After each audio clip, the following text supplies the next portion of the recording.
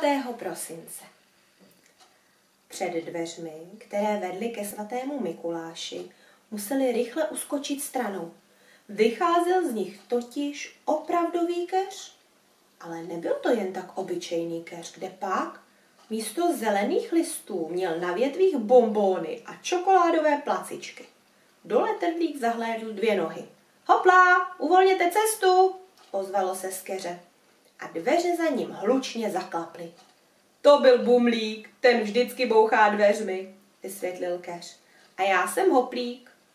Z Bumlíka a dalších andělíčků byly vidět jen nohy, vykukující pod velkými pytly, které nesly. Tady jsou mé knihy, no konečně, ozval se hluboký hlas. Trdlík byl celý rozechvělý.